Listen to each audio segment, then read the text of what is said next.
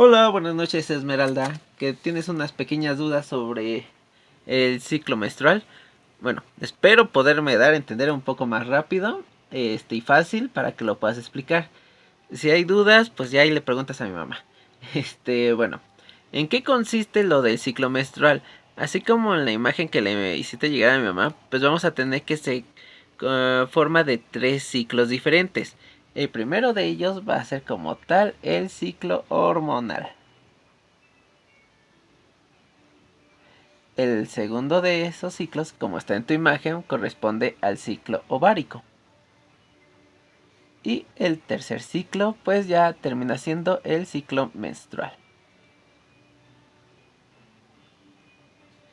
Para entender como tal todo este ciclo, tanto hormonal, ovárico y menstrual, va a ser importante verlo de esta forma y al final ya lo explicamos con tu esquema. Nosotros tenemos en el cerebro una pequeña glandulita que se va a llamarse como hipotálamo. De ese hipotálamo tiene atrás otra glandulita que recibe el nombre de hipófisis. Ahora, ¿por qué es importante esto? Porque esta glandulita de hipófisis pues va a generar una hormona, que esa hormona pues la vamos a terminar conociendo como la FSH, y esa directamente va a ser hacia los ovarios. Entonces, realmente esto es un eje en el cual interviene lo que es la hipófisis, una hormona que va a activar a esa FSH que ahorita vamos a ver, y esa a su vez a los ovarios. Es un eje, ¿por qué? Porque conforme disminuye la producción de las hormonas de los ovarios, pues, ¿qué va a pasar acá? Se va a disminuir. Si se incrementa nuevamente la producción de estas hormonas, pues la producción de las hormonas de los ovarios va a incrementar. Entonces, esa va a ser la principal parte. Ahorita vamos a ver lo hormonal y lo vamos a ir relacionando lo ovárico y lo menstrual. Entonces, ¿qué pasa en el ciclo ovárico? En el ciclo ovárico, guiándonos en unas hormonas, este ciclo ovárico va a durar aproximadamente de entre 21 a 40 días. Pero pues aquí nosotros lo terminamos conociendo de que es del día 1 hasta el día 28, que es lo habitual que llegamos a conocer. Que por eso nos dicen pues si somos regulares o irregulares en la regla. Ahora, ¿qué va a suceder dentro del primer día? En el primer día, pues vamos a imaginar que se contaría desde que está la hemorragia, es decir, el sangrado. Aquí es donde nosotros empezamos a contar. ¿Por qué? Porque en la hemorragia, esas hormonas, pues, ¿cómo se van a encontrar? Se van a encontrar totalmente hacia abajo. Es decir, la producción de estas hormonas va a ser casi de cero. Por eso, pues, ese va a ser nuestro punto de partida para considerar como un día primero. Es decir, el primer día para empezar nuestro ciclo ovárico va a ser a partir de la hemorragia, alias el famoso sangrado menstrual. Ahora, ¿qué va a suceder aquí? Nosotros vamos a tener dentro del mismo ciclo menstrual. Primero estamos sumando los tres, recuerda, para que los podamos relacionar. En ese ciclo menstrual,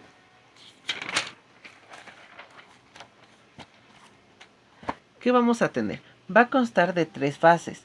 Vamos a poner ciclo menstrual. Tiene 3 fases. La primera de ellas, que se va a conocer con el nombre de folicular. Vamos a tener una segunda fase que va a recibir el nombre de ovulatoria. Y una tercera fase que se llama luteínica. Esta folicular también se le conoce también como estrogénica. Ahora, vamos al punto de partida. Ya tuvimos de que nuestra hipófisis pues empezó a producir una hormona, una GnRH. Esto no es importante que conozcas qué tanto significa esa.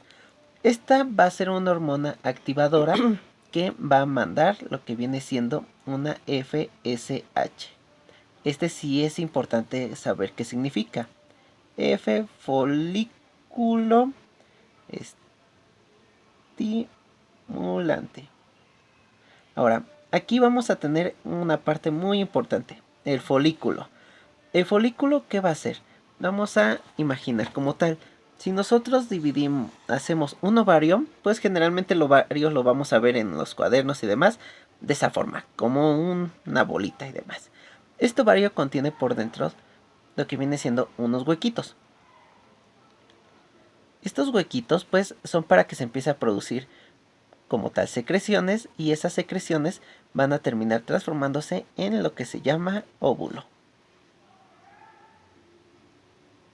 Ahora bien, si nosotros tenemos de que es un nombre de folículo estimulante, esto quiere decir que esta hormona va a estimular la producción del folículo, y esta hormona pues entonces va a ser igual a la que va a madurar el óvulo. Entonces, por eso es muy importante guiarnos folículo estimulante. Si sabemos que está esta hormona, pues sabemos inmediatamente que el óvulo pues se va a estar madurando. Ahora bien, ¿qué pasa? Ya tenemos esa folículo estimulante. Esta folículo estimulante pues va a empezarse a captar por lo que viene siendo, vamos a imaginar que es el ovario, las trompas de falopio y el útero. Entonces, esa hormona folículo estimulante se va a empezar a captar en lo que viene siendo los ovarios. En los ovarios, pues dijimos que vamos a tener adentro los folículos, que estas son cavidades. Ahora, una vez que se empieza a estimular esos folículos, aparte de que se madure el óvulo, se va a producir otra hormona. Y esta hormona se conoce con el nombre de estrógenos. Ahora, ¿para qué va a servir todo esto? Estos estrógenos son los que van a preparar a ese óvulo. Este óvulo, pues, ¿cómo lo vamos a tener? Antes de que inicie la fase toda folículo estimulante, pues el óvulo es un pequeño bebé. No está maduro ni nada de eso.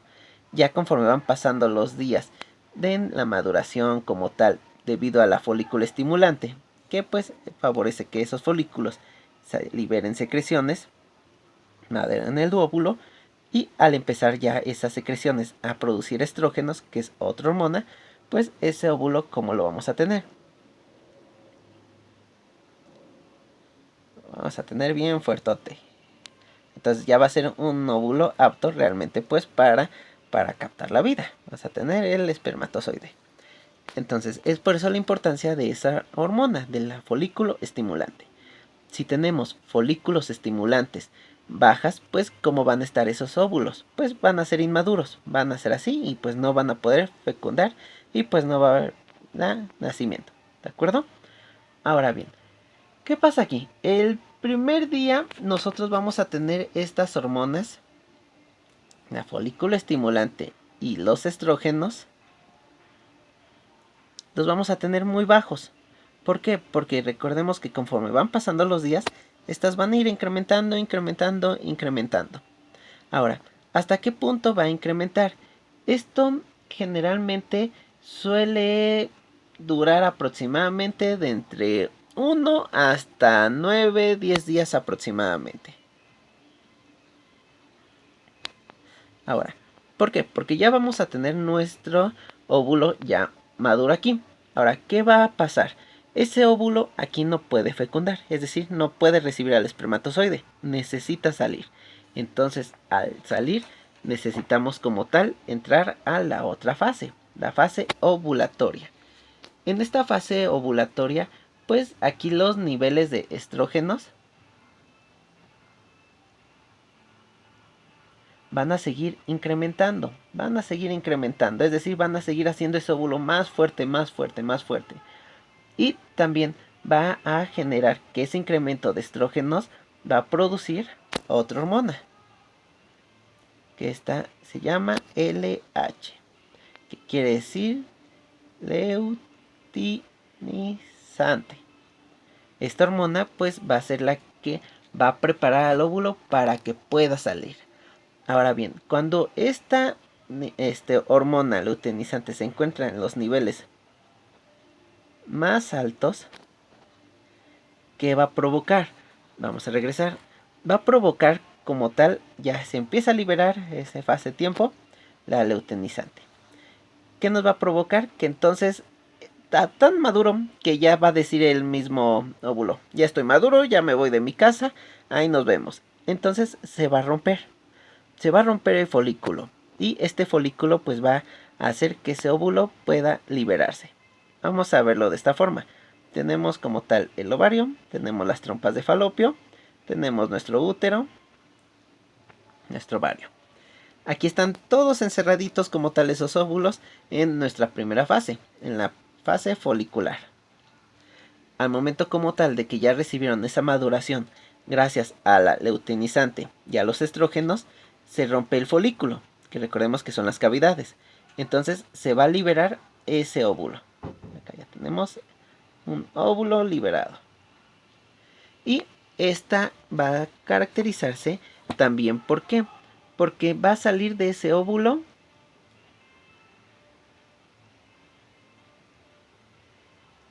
el ovocito. Que este ovocito es el huevo.